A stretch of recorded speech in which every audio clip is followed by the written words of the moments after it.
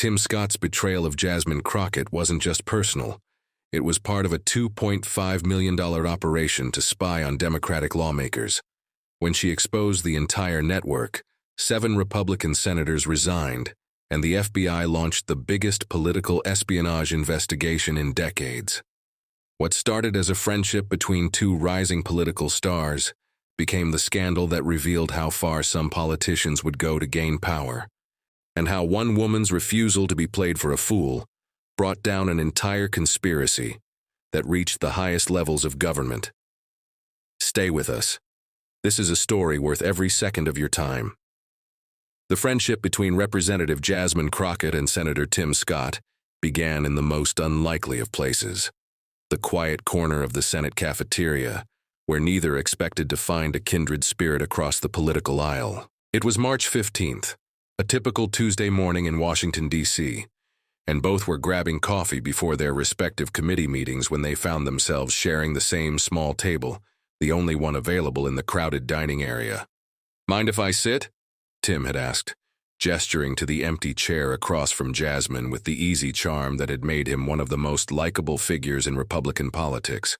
At 58, he had spent 12 years in the Senate building a reputation as a principled conservative who could work across the aisle when necessary. Jasmine, still relatively new to Washington's social dynamics after just 18 months in Congress, welcomed the company.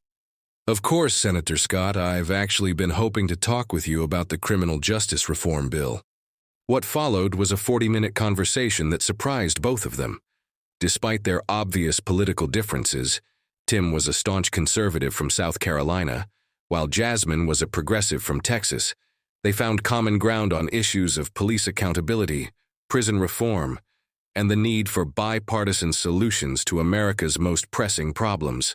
"You know," Tim said as their conversation wound down, "I don't often meet Democrats who understand the complexities of law enforcement reform. Most of your colleagues think it's as simple as defunding police departments." Jasmine smiled, appreciating what seemed like genuine respect. "And I don't often meet Republicans who acknowledge that there are actual problems that need fixing rather than just defending the status quo." The conversation might have ended there, just another polite exchange between political opponents who happened to share a table. But Tim Scott was playing a longer game than Jasmine realized.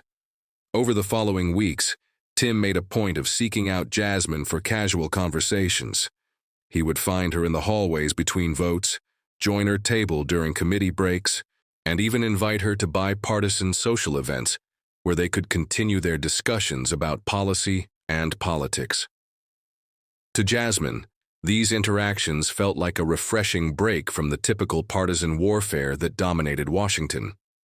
Tim seemed genuinely interested in her perspective, asked thoughtful questions about her background as a prosecutor, and appeared to value her insights on criminal justice issues. For someone who had spent her first year in Congress fighting battles on multiple fronts, having an ally, even an unlikely one, felt like a welcome relief. What she didn't know was that every conversation was being carefully documented. Every confidence was being reported to a network of Republican operatives, and every moment of trust was being weaponized against her and her Democratic colleagues. The network that had recruited Tim Scott to spy on Democratic lawmakers had been operating in Washington for over 3 years, funded by a collection of conservative billionaires and coordinated by a shadowy organization called the American Political Intelligence Institute. With a budget of $2.5 million annually, the APII had developed one of the most sophisticated political espionage operations in American history. The concept was elegant in its simplicity. Recruit well-positioned Republican politicians to develop personal relationships with Democratic targets, gather intelligence about their plans and strategies, and use that information to counter Democratic initiatives before they could gain momentum. The network operated with the sophistication of a foreign intelligence service, complete with handlers, dead drops, and encrypted communication systems. Tim Scott had been approached by APII recruiters 18 months earlier, during a particularly vulnerable moment in his political career. His approval ratings in South Carolina had been sliding, his fundraising was lagging behind potential primary challengers, and he was facing criticism from conservative activists who viewed him as insufficiently loyal to the Republican base. The approach had been subtle. Marcus Chen, a well-dressed consultant who claimed to represent a coalition of conservative donors, had arranged to meet Tim at a private club in Charleston. Over expensive bourbon and carefully prepared talking points, Chen had laid out the opportunity. "Senator, you have unique advantages in Washington," Chen had explained. "Your reputation for bipartisanship gives you access to Democrats who wouldn't trust other Republicans. Your background and personal story make you someone they want to work with. We think there's a way to use those advantages to advance conservative causes, while also advancing your own political career." The proposal was presented not as espionage, but as strategic intelligence gathering. Tim would be paid $25,000 per month to maintain relationships with key Democratic lawmakers and report on their plans, priorities, and internal discussions. The information would be used to develop counter-strategies, not to harm individuals personally. "Think of it as opposition research," Chen had said. "Every political organization does it. We're just doing it more systematically and more effectively." Tim had hesitated initially, but the financial incentives were compelling and the rationalization was convincing. He told himself that he wasn't betraying anyone. He was just sharing information that would help Republicans be more effective in their opposition to policies he genuinely disagreed with. The first payments had arrived in his campaign account as donations from shell companies with names like American Values PAC and Constitutional Liberty Fund. The amounts were carefully structured to avoid triggering disclosure requirements, and the paper trail was so complex that even experienced campaign finance investigators would struggle to trace the money back to its original sources.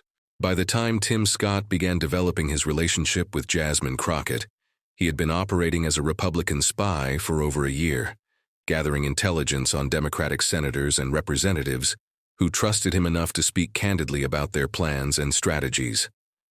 As Tim's relationship with Jasmine deepened, his handlers at APII recognized that they had struck gold.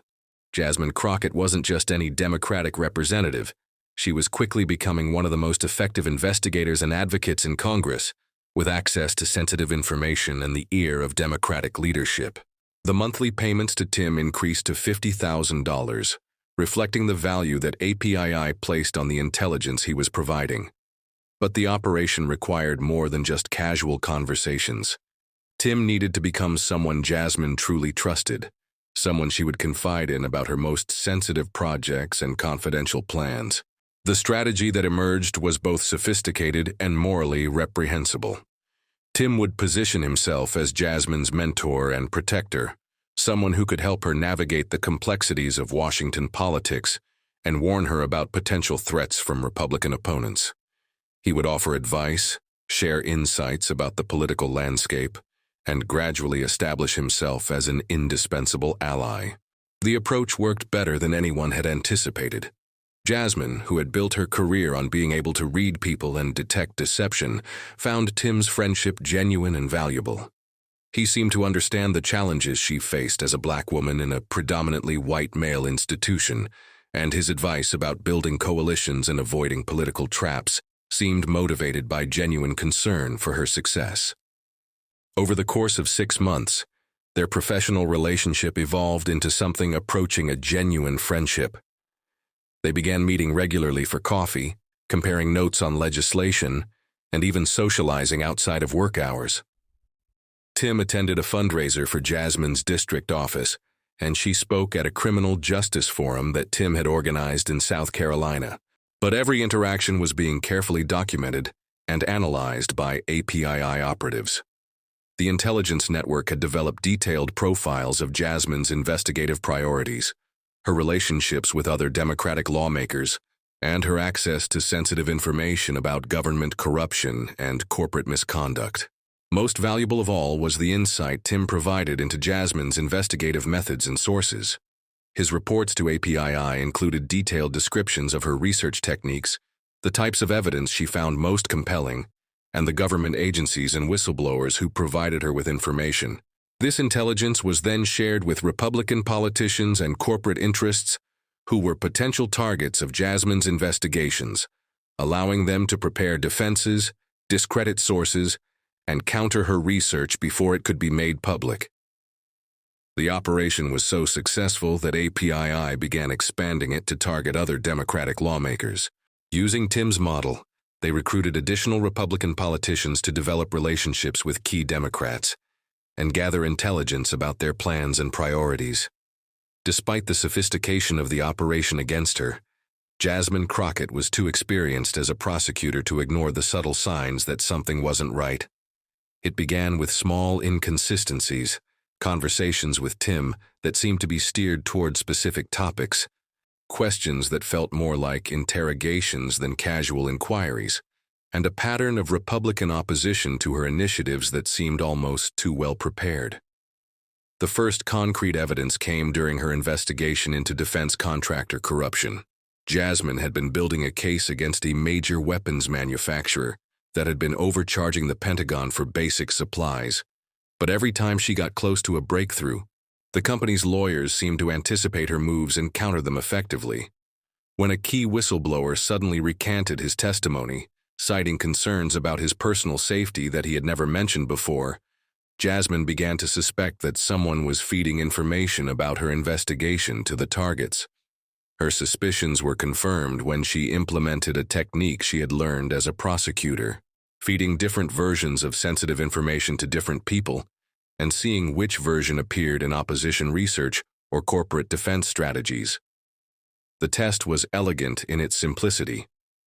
During separate conversations with 3 different colleagues, including Tim Scott, Jasmine mentioned 3 different potential dates for announcing her defense contractor investigation. She told Tim that she planned to announce it on Tuesday, told another colleague Wednesday, and told a third Thursday. When the weapons manufacturer's stock price suddenly spiked on Monday afternoon, indicating that investors had been tipped off about a Tuesday announcement, Jasmine knew that Tim Scott was the leak. But knowing and proving were 2 different things. Tim was a sitting U.S. senator with 12 years of experience in Washington politics. Any accusation of espionage would require ironclad evidence that could withstand intense scrutiny from both the media and the Senate Ethics Committee. Jasmine began her own counterintelligence operation, carefully documenting her interactions with Tim while appearing to maintain their friendship.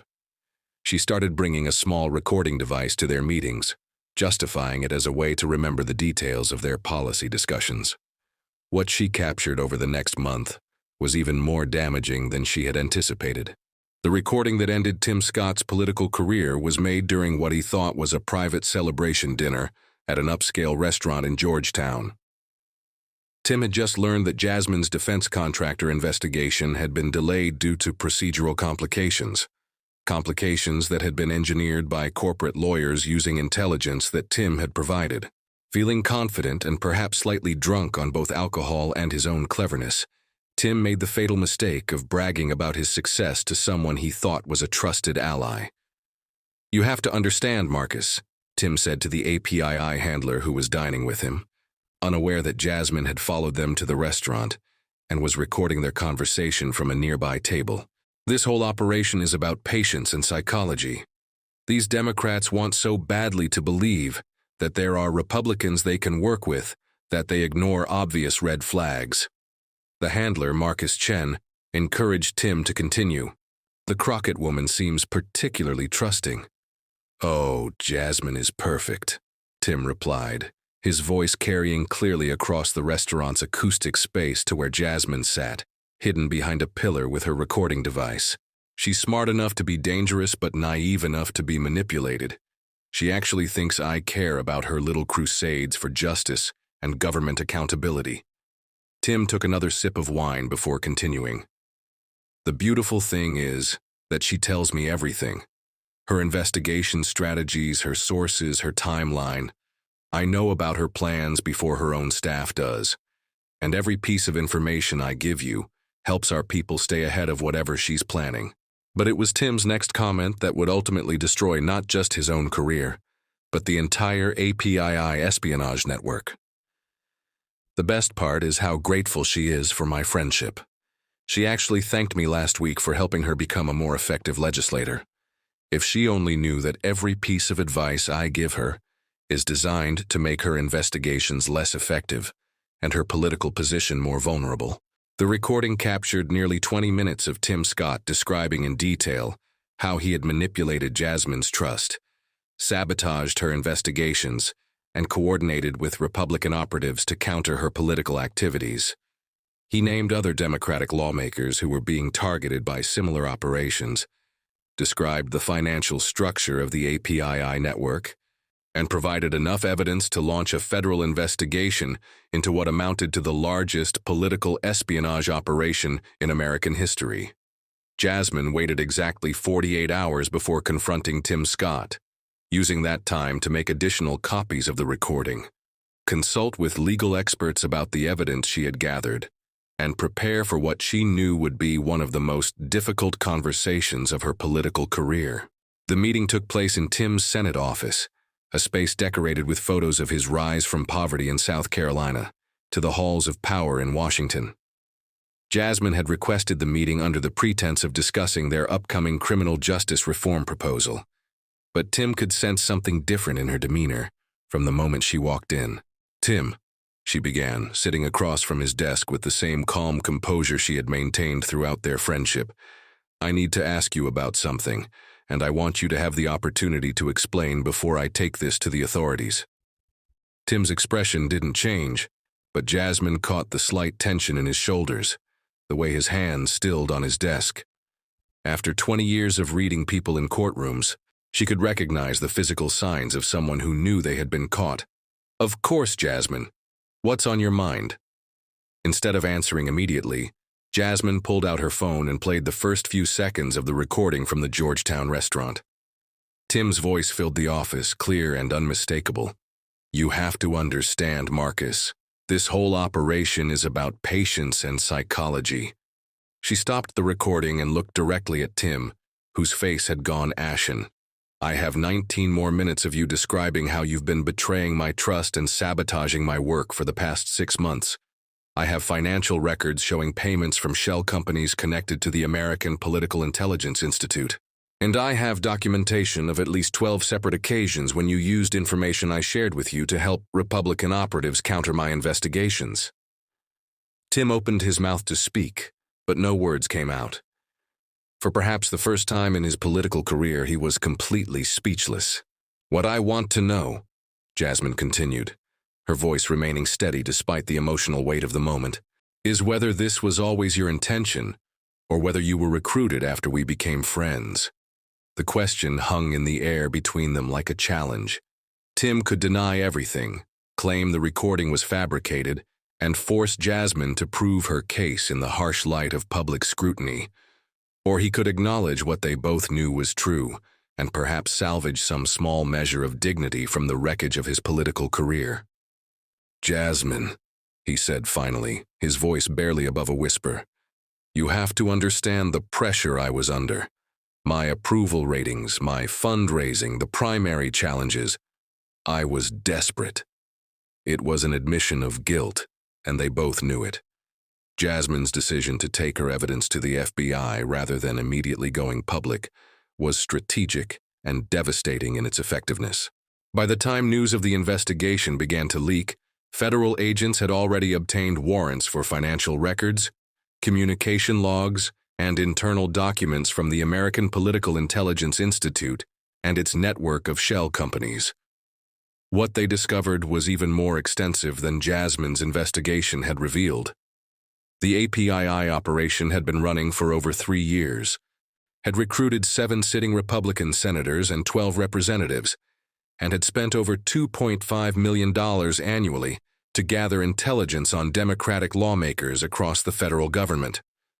The financial trail revealed payments to politicians, their staff members, and even family members in exchange for information about Democratic legislative priorities, investigation plans, and internal party communications. The network had essentially created a shadow intelligence service designed to give Republicans advance warning about any Democratic initiative that might threaten corporate or conservative interests. But perhaps most damaging of all was the discovery that the operation had been coordinated with foreign interests seeking to influence American politics.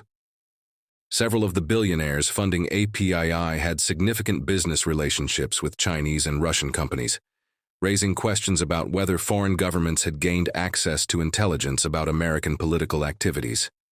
The FBI investigation, codenamed Operation Broken Trust, became the largest political corruption probe since Watergate. Teams of federal agents raided offices across Washington, serving subpoenas on dozens of politicians, lobbyists, and corporate executives who had been involved in the network. Tim Scott's career was among the first casualties. Within 72 hours of the FBI raid on his offices, he announced his resignation from the Senate, citing personal reasons and a desire to spend more time with family. But the carefully worded statement fooled no one. Everyone understood that he was leaving in disgrace before he could be expelled by his colleagues. The resignations came quickly after that. Senator Mitchell from Kentucky, who had been receiving $30,000 per month to gather intelligence on Democratic environmental initiatives. Senator Rodriguez from Arizona, who had been paid to monitor immigration reform discussions. Senator Williams from North Dakota, who had been providing information about Democratic energy policy plans. By the end of the first month of the investigation, 7 Republican senators and 12 representatives had either resigned or announced that they would not seek re-election. The Republican Party was facing the largest corruption scandal in its history, and the fallout was still spreading. Jasmine's decision to go public with her story came 3 weeks after the FBI investigation began, when it became clear that the network's targets extended far beyond her own work. In a press conference that was carried live by every major news network, she stood before the American people and explained how she had uncovered the largest political espionage operation in modern American history. "I want to be clear about what happened," she said, speaking directly to the cameras with the same calm authority she had shown throughout the investigation. This was not about policy differences or partisan politics. This was about a systematic effort to undermine the democratic process by turning personal relationships into weapons of political espionage. She played selected excerpts from the recording of Tim Scott, providing the American people with direct evidence of how the operation had worked. The impact was immediate and devastating. Tim's voice, describing how he had manipulated her trust and sabotaged her work, became the soundtrack to news coverage of the scandal. But Jasmine made sure to emphasize that the betrayal she had experienced was part of a much larger threat to American democracy. This operation targeted dozens of Democratic lawmakers, gathering intelligence about investigations into corporate corruption, environmental protection, civil rights, and government accountability. The goal was to ensure that no matter what problems we tried to address, corporate and political interests would always be one step ahead. The revelation that foreign interests may have been involved in the operation added a national security dimension to the scandal that made it impossible for Republicans to dismiss as partisan politics. The possibility that Chinese and Russian-connected businesses had gained access to intelligence about American political activities raised questions that transcended party lines. Congressional leadership from both parties announced joint investigations into the scandal, understanding that the integrity of the institution itself was at stake. The House Ethics Committee and the Senate Ethics Committee launched parallel investigations while the FBI continued its criminal probe. As federal investigators dug deeper into the financial networks that had funded the APII operation, they uncovered connections that raised alarming questions about foreign influence in American politics. Several of the billionaires who had provided funding for the espionage network had extensive business relationships with Chinese state-owned enterprises and Russian oligarchs. Most concerning was the discovery that some of the intelligence gathered about Democratic lawmakers' activities had been shared with foreign business interests, particularly in cases involving trade policy, environmental regulations, and sanctions enforcement. The FBI found evidence that Chinese companies had received advance warning about potential trade restrictions, while Russian energy companies had been briefed on Democratic plans for climate change legislation. The international dimension of the scandal prompted the involvement of counterintelligence agencies and raised questions about whether foreign governments had deliberately infiltrated the domestic political espionage network to gain access to American policy plans. Jasmine found herself briefing not just congressional committees, but also intelligence officials who were trying to understand the full scope of the security breach. Her investigation had uncovered more than just political corruption. It had revealed a vulnerability in American democracy that foreign adversaries had apparently learned to exploit. The revelation that her own conversations with Tim Scott may have been shared with foreign interests was particularly unsettling. Her work on government accountability and corporate corruption had often involved sensitive information about defense contractors, international trade relationships, and regulatory enforcement priorities, exactly the kind of intelligence that foreign governments would find valuable. The success of Jasmine's investigation came with significant personal costs that would affect her for years to come. The betrayal by someone she had considered a friend left emotional scars that made it difficult for her to trust colleagues across the aisle. The knowledge that every conversation with Tim had been documented and analyzed by hostile operatives made her question her own judgment and ability to read people.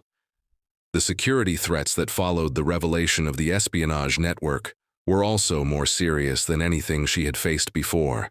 The foreign connections to the operation meant that she was now a target not just of domestic political opponents, but potentially of foreign intelligence services who might seek revenge for her role in exposing their activities.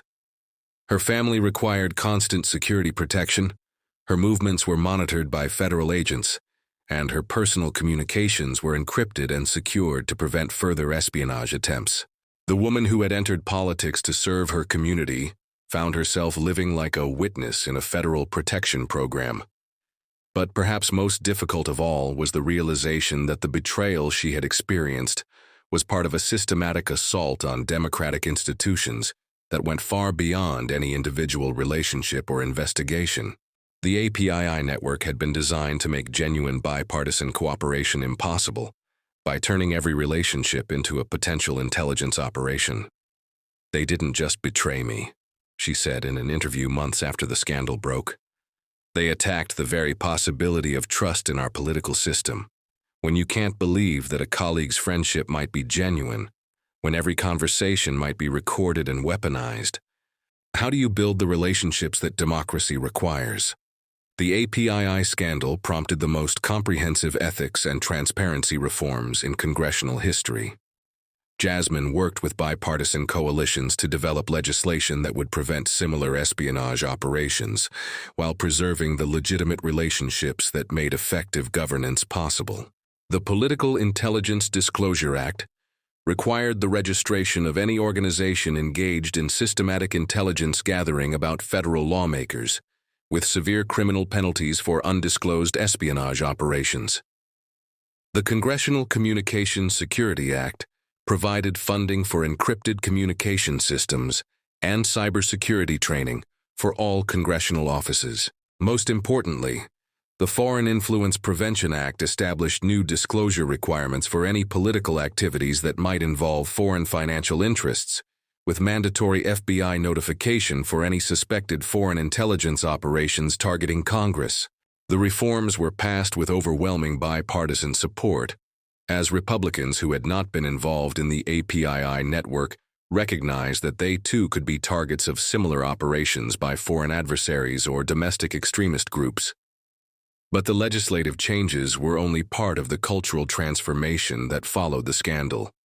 Congressional leadership from both parties instituted new protocols for cross-party relationships, including security briefings for members who developed significant bipartisan friendships and guidelines for sharing sensitive information across party lines. 5 years after Jasmine Crockett exposed the APII espionage network, American politics had been fundamentally transformed. The scandal had ended not just the careers of the politicians who participated in it, but also the broader culture of casual information sharing that had made such operations possible.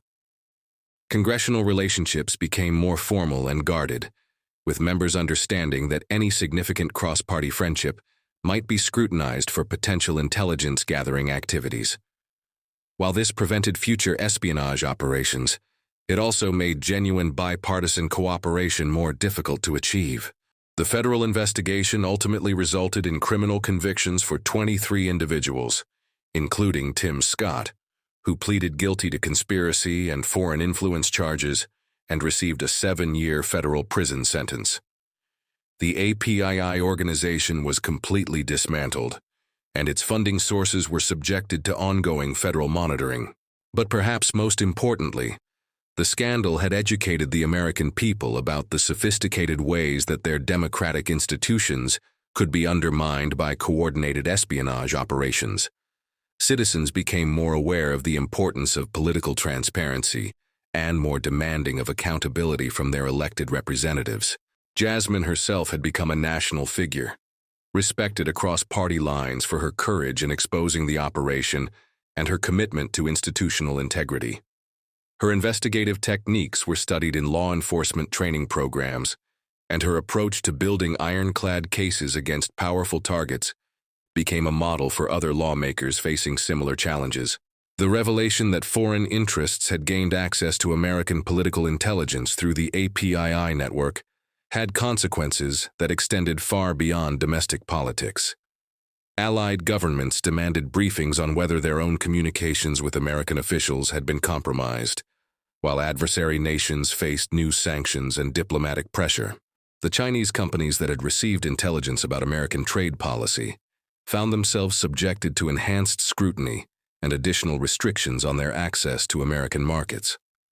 Russian energy companies faced similar consequences, with several major projects being suspended pending investigation of their connections to the espionage network. Most significantly, the scandal prompted a comprehensive review of all foreign business relationships involving American political figures, leading to new disclosure requirements and enhanced background checks for anyone seeking to do business with foreign entities while maintaining political connections. The international intelligence community also began sharing information more carefully with American counterparts, understanding that domestic political espionage networks might compromise sensitive intelligence sharing arrangements. The scandal had damaged America's reputation as a reliable partner in international intelligence cooperation. One unexpected consequence of the APII scandal was the acceleration of technological solutions designed to prevent political espionage. Jasmine worked with cybersecurity experts to develop new communication systems that could detect and prevent unauthorized intelligence-gathering activities. The Congressional Secure Communication System, developed partly in response to the scandal, provided encrypted messaging and calling capabilities that were designed to be resistant to both domestic espionage and foreign intelligence operations. Similar systems were soon adopted by state and local governments, as officials at all levels became aware of their vulnerability to organized intelligence gathering. Private sector companies also developed new security protocols for their interactions with government officials, understanding that any communications with political figures might be targeted by espionage networks seeking to gain competitive advantages or insider information.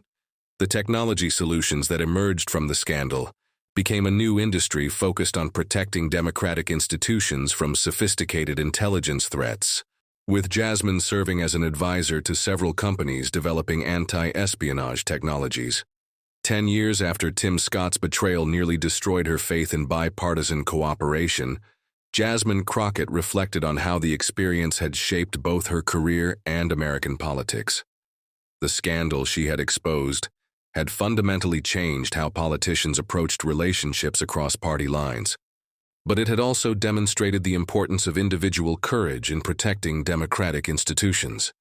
The APII espionage network might have continued operating indefinitely if not for one woman's refusal to accept that her investigations were being systematically sabotaged.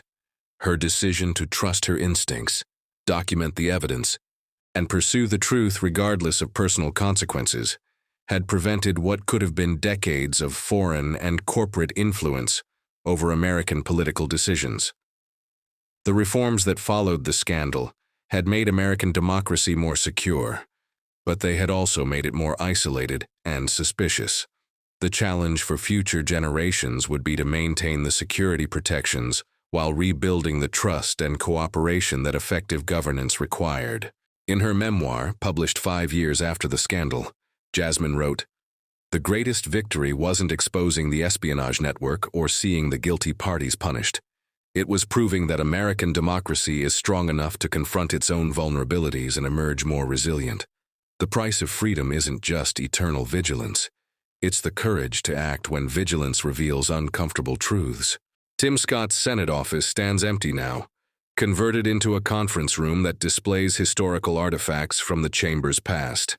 The photos that once showed his rise from poverty to power have been replaced with portraits of senators who served with honor and integrity, a subtle reminder of how quickly political careers can be destroyed by moral failures. In federal prison, Tim Scott had time to reflect on the choices that had led to his downfall. The man who had been seen as a rising star in Republican politics, a potential presidential candidate who could have bridged racial and ideological divides, was now a cautionary tale about the corrupting influence of easy money and political expedience. The friendship he had cultivated with Jasmine Crockett had never been real, but the consequences of his betrayal were genuine and lasting. His decision to trade trust for money and principle for power had not only destroyed his own career, but had damaged the institution he claimed to serve and the democracy he had sworn to protect. Jasmine Crockett's office, meanwhile, had become a destination for other lawmakers seeking advice on building genuine bipartisan relationships while protecting themselves from potential espionage operations. Her experience had made her an expert not just in government accountability, but in the psychology of political betrayal and the institutional vulnerabilities that made such betrayals possible. The recording device that had captured Tim's confession sat in a secure FBI evidence locker, but its impact continued to reverberate through American politics. It had become a symbol of how individual courage and careful investigation could expose even the most sophisticated operations designed to undermine democratic institutions. The $2.5 million that had funded the APII espionage network was a relatively small investment that had yielded enormous intelligence value for its sponsors. But the cost of its exposure, measured in damaged reputations, criminal convictions, international embarrassment, and institutional reforms, far exceeded any benefits it had provided. In the end, the story of Tim Scott's betrayal and Jasmine Crockett's investigation became a reminder that democracy's greatest strength is not its ability to prevent corruption, but its capacity to expose and punish it when it occurs. The system had been vulnerable, but it had also been resilient enough to identify the threat and strong enough to respond effectively. The friendship that had never been real had nonetheless produced real consequences that would protect American democracy for generations to come. And the woman who had been betrayed had emerged not bitter, but stronger, not suspicious, but wiser, not isolated, but more connected to the values and institutions that make democratic governance possible. Sometimes the most important victories are the ones that prevent disasters, rather than creating triumphs. Jasmine Crockett's exposure of the APII espionage network was exactly that kind of victory. Quiet, necessary, and ultimately transformative for the democracy she had sworn to serve and protect. Thank you for watching until this moment, and for standing with us on this journey for justice. Your support means everything. Like, subscribe, and turn on notifications so you never miss what's next. And we'd love to hear your thoughts. Leave a comment below, and let us know what moved you most in this story. Together, our voices make a